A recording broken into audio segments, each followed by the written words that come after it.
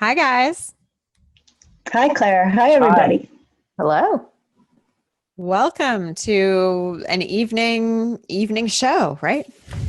You're the show. Before we get started, I just kind of wanted to read a little bit about what each of you do, just so that folks who maybe don't already follow your work can be a little bit abreast of the cool stuff you've got going on. So we're going to start with Angela. Angela J. Ford is the author of the Four World series and a book launch strategist. She's passionate about helping authors and bloggers do more work they love by helping them with book marketing. You're most likely to find her with a nose in a book and a cup of coffee in hand. Jason B. Ladd. Hi, Jason. Hi, great to be here. Jason B. Ladd is a best-selling author, apologist, and entrepreneur. As an award-winning author, he helps indies learn how to win in the publishing game. He is the founder of Boone Shepherd and creator of Indie Listers, the web's largest live database of book promotion results created exclusively by authors. His latest ebook is Book Review Bonsai, the unknown author's ultimate guide to getting Amazon reviews. As an apologist, he provides a cultural apologetic focusing on leadership, parenthood, and worldview development. He helps people discover, understand, and strengthen their faith. He also uses his background in peace, war, and defense as a framework for discussing current events and other relevant issues. As an entrepreneur, he develops products to help authors leverage their book's full potential. I have to shorten that bio, I guess. Diane May Robinson. Hi, Diane. Hi. Diane May Robinson is a multi-award-winning children's fantasy author with 10 International Book Awards and 1 Provincial Award for the current 3 books in the Pen Payu. Is that how you say it? Pen Payu? Pen Payu. Pen Payu Adventure Series. Close. Yeah. The author's next book, The Dragon Grammar Book, is an easy-to-understand grammar book for middle grades through adults. The Dragon Grammar Book features the zany characters of the Pen Payu adventures in the grammar lessons, making this a fun way to learn grammar. Coming out in 2017. Is it out yet? Probably within weeks. Okay. Diane May Robinson lives in central Alberta. She enjoys riding her horses, playing with her dogs, visual arts, visiting Maui often, and of course, writing. She's also an artist, art teacher, writing instructor, children's book editor, and an international short story competition judge.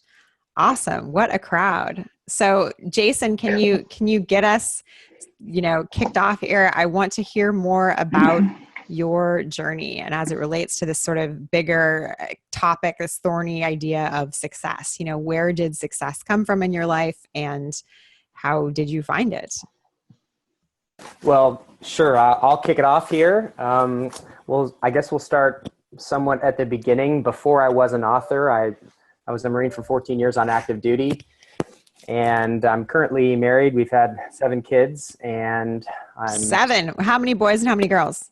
6 boys and 1 girl. Where was the girl in the order? She's the second oldest. She's been a godsend. She is so helpful with all the little ones. And we have a 7-month-old right now. And she's they're all very helpful. And she's helpful as well. So yeah, it's busy, but it's great. We wouldn't have it any other way.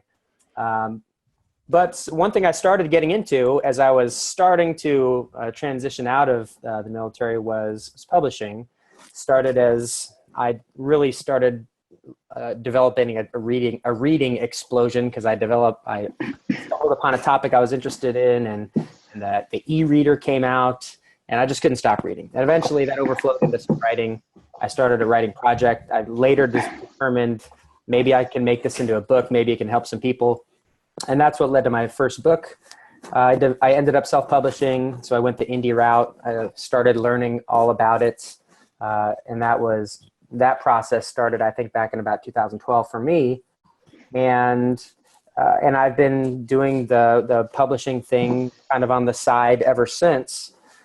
But it's a good question that you ask about success, because I think it's really important to just think about the term and the question, because really success is in the eye of the beholder, right?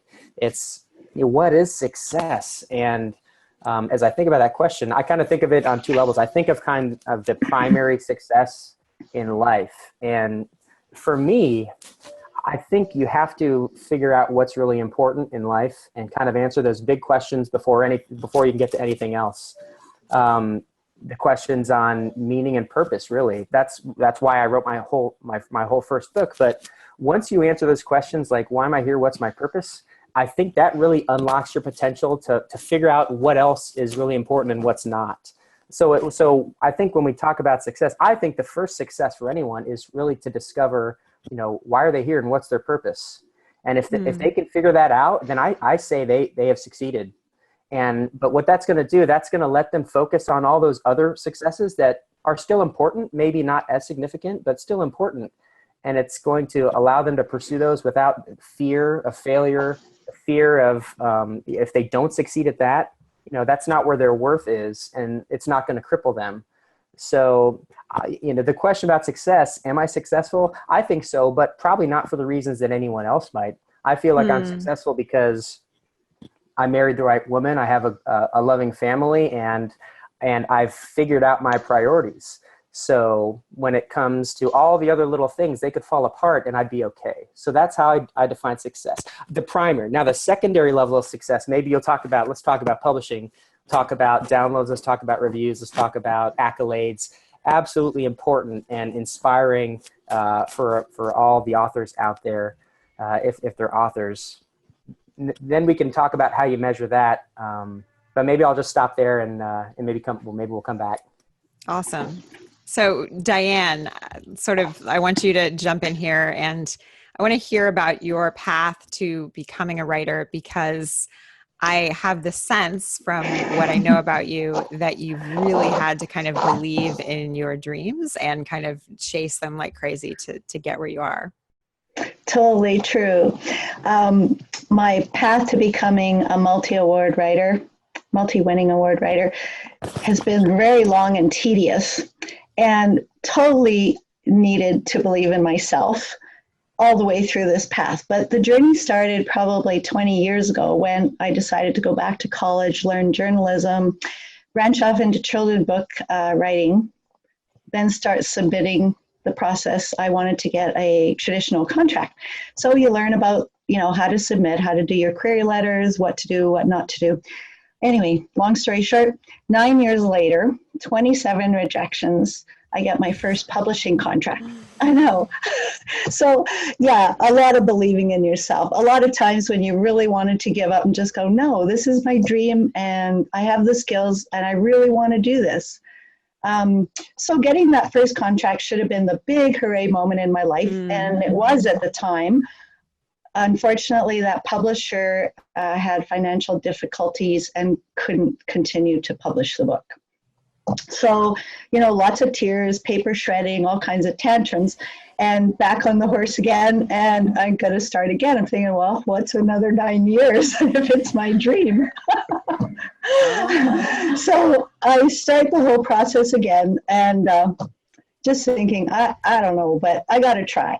And actually, it was about 3 months later that I received a second traditional contract for the book, which was amazing compared to 9 years before that. It's like, well, what the heck was I doing all those 9 years when I should have been with these guys in the first place? So we go ahead, we publish the first book. We're in the middle of publishing the first book when I realized, wait a minute, this is going to be a series. So a whole bunch of backtracking because my contract wasn't for a series, but publisher wouldn't accept a series contract. And we had to revamp the whole book because I decided it was going to be a series. And hopefully the same publisher is going to publish the second book when it comes along. In the meantime, book one went on to win some book awards, which I sure is part of the process of getting the publisher to even, publish the second book. And then the second book went on to get awards, and third book came along and they published all three of them. So that should have been kind of a really big win for me. But then I decided the whole dream morphed. And I don't want these traditional contracts anymore because they hold me back from so much. So I took extensive courses on self-publishing. I'm way behind the 8 ball here. Like I should have been doing it all backwards a long time ago. So now I'm self-publishing all my books. I got my rights back. I'm self-publishing all those. Started my own publishing company. And when I get through my books, I'm going to start doing it for other children's authors. So it's important for me, especially for new writers, that they hang in there. Yeah, don't give up the dream. It could be long.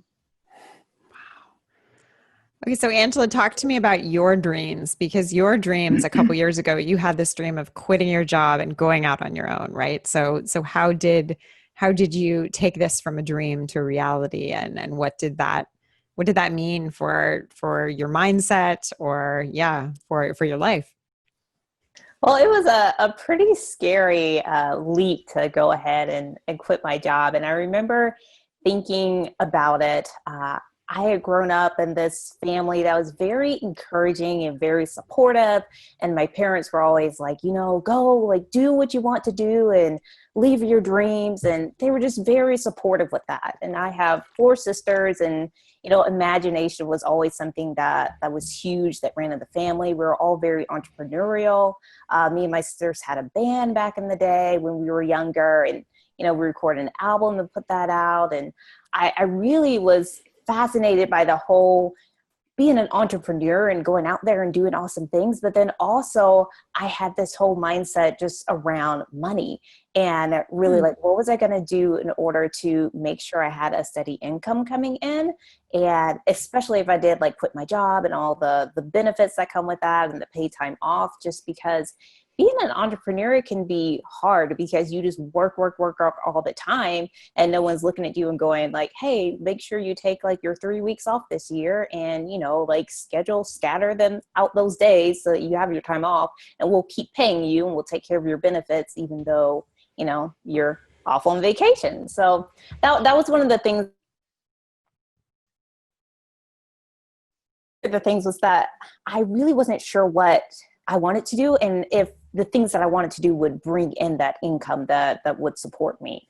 But what really encouraged me to take that leap was, I remember sitting at my job. I was in my office, and like, I had a great job. It was like flexible and low key, and I could like work from home, go in the office, and I was a manager. So like, no one ever told me what to do. Like I really just kind of like made sure things happened and clients were happy. And Sounds great. Why didn't you stick with it, right? It was fantastic. It was great. It was like everything that I wanted when I was graduating from college, and I thought that I wanted. And I remember sitting there at my desk, and I was looking outside, and it was just one of those gorgeous days. And I looked out and I was like, if I keep doing what I'm doing right now for the next 5 years in my life, will I be happy, and will this be fulfilling, and will I be glad that I stuck with it? Mm-hmm. And the more I thought about it, I was like, no, I won't. Like, I won't be happy. I'll be a little sad that I didn't take a chance and like go out there and like try to do something different. And I wasn't quite ready at that moment to give up and to quit that job. So I started to blog a little bit more. I started to develop relationships online with other entrepreneurs, and then people that actually needed my help, because I've always had more of a marketing mindset. So I started working with other entrepreneurs, just being part of their team, but just taking on a little work that I could during the hours where I wasn't working full time. So that really helped me build up the relationships and have people in my corner that could help me out when I did decide to pursue marketing work full time outside of the job. So that's really where it started, just making sure that I was laying the right foundation for that before I did quit my job. And then one of the big things that I always wanted to do in life, and I actually started doing this when I was 12 years old, was writing novels. I wrote an entire fantasy series when I was a teenager, and I had all of these book ideas in my mind, and I just thought, well, it's unrealistic, and I should really just focus on, the real jobs, the real stuff that brings in money. But as I was thinking of quitting, that book just came back to me, and I was like, you know what, I'm going to rewrite the book. And so I ended up quitting the job and publishing my first book and helping out other entrepreneurs. And then it turned into helping out authors with the book launching and the book marketing. And it was an exciting time because when I launched the book, I really had to start from zero. I didn't have an audience. I didn't have any readers. And I really didn't know that anyone would be interested in reading it. Just because I had been so focused on, entrepreneurship, and all the books I read were very geared towards entrepreneurs, and they were nonfiction, and they were so helpful in like helping me make a life change. And I thought that, well, writing fantasy isn't going to help people. It's just, a fun, entertaining fantasy novel. And I guess I was thinking about it the wrong way then, because now I look back at it, I'm like, yeah, it's going to help people. Yeah, I bet Diane would not agree with you there. Yeah. But at the time I was thinking, I'm just like writing a fantasy novel that I know that I absolutely love and my four sisters love. And then like all these other people just started to open so many doors and so many opportunities, like getting that book out there. And so that really helped me from taking that leap and just being so like fearful and a little concerned about what would happen to really moving on and creating something that I'm excited about and other people are excited about and that I can be proud of. I am really grateful to you guys for taking this time to talk to me. I'm wondering if just sort of in closing, you can just sort of each tell me what you're really focused on right now and where folks can hear more about you.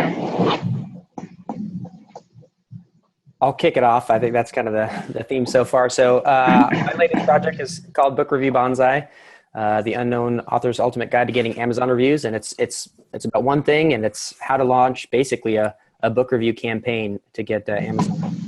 So they can find it at bookreviewbonsai.com, and bonsai as BANZAI. And we've got an e-course that opens up periodically. So if it's open, they can sign up, or they can sign up to be notified when it's open. Hi. Diane? Yeah. Well, my latest project, the next book, which should launch soon, the Dragon Grammar book, which is my attempt at humor and grammar, which don't seem to go well together, but I'm hoping it works. I'm also self-publishing a short story, and that's going to plan to be a lead magnet on my web pages. Right now, if you sign up for my newsletters, you get a free coloring book. You can find me at www.dragonsbook.com, and all my info's there to get a hold of me or reach out. Awesome. And Angela, what about you? Great. So I'm working on a lot of things. I'm working on my fourth fantasy novel and getting ready to work on planning out a book promotion series for just keeping those books, selling. And so one of the big things that I'm doing for authors right now is I'm putting together a 30-day book marketing challenge so that authors who have books that are out and, they need that extra boost in sales can get it, and really showing them step by step, this is what you can do, spending no more than 10 to 15 minutes a day to like market your book. So I'm really big on that, just, getting the word out. And you can find me and everything that I do over at angelajford.com. Thank you guys so much. I'm really, really grateful for your time. Hope you have an awesome, awesome evening. Thanks, Claire. See you, everybody.